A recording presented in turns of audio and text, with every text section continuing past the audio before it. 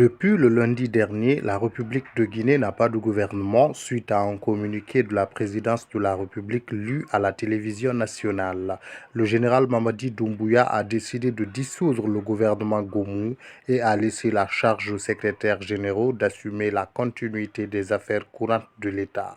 La question que nous nous posons est de savoir qu'est-ce qui pourrait pousser un président de la transition à prendre une telle décision.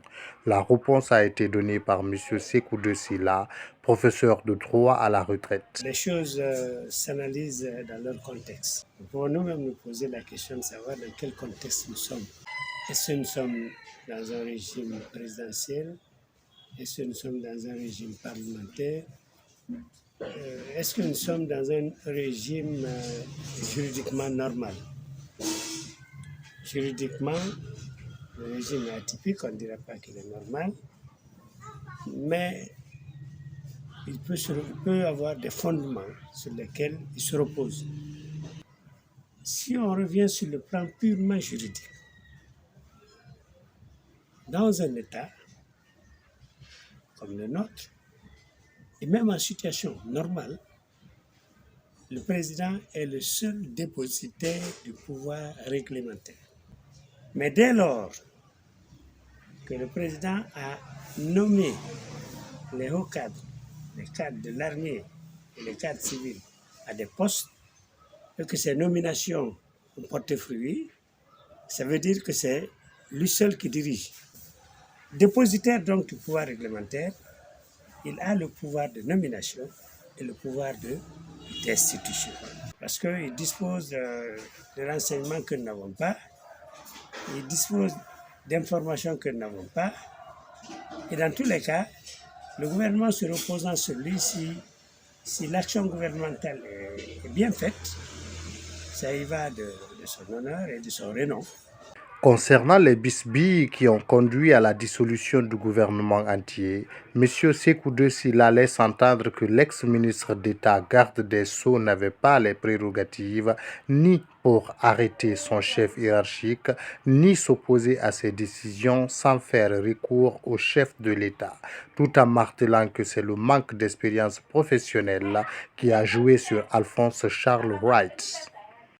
S'il a enfreint la loi, en principe, il doit pouvoir être rappelé à l'ordre. Mais un chef hiérarchique attend d'un Premier ministre, il faut l'accord du chef de l'État. Bon, il faut reconnaître que c'est un bon juriste, Charles White, mais il est aussi jeune.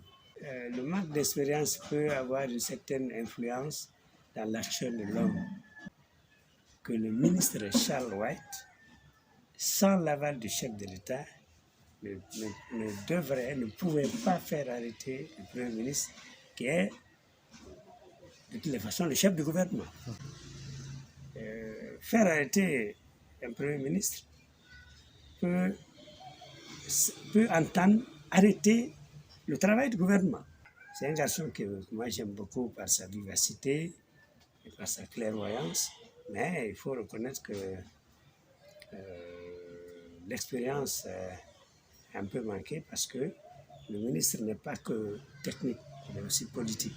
Voilà, donc ça ne relève pas de sa compétence, ça relève de la compétence du président. Sur la question de la restriction de l'Internet et le brouillage des ondes, le juriste nous fournit des arguments qui peuvent d'une part donner raison à l'État, mais il n'a pas manqué de signaler que dans le cas actuel, la restriction est un abus de droit.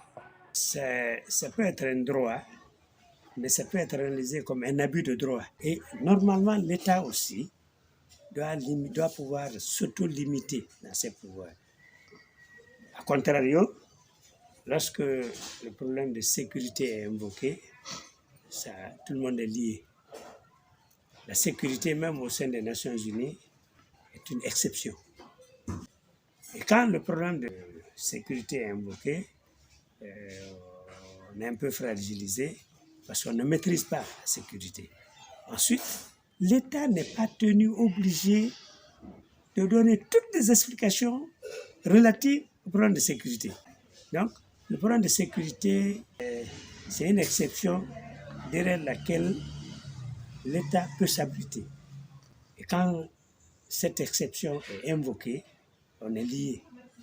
Mais j'avoue que l'État aussi doit pouvoir s'arranger à limiter ses droits par rapport au peuple.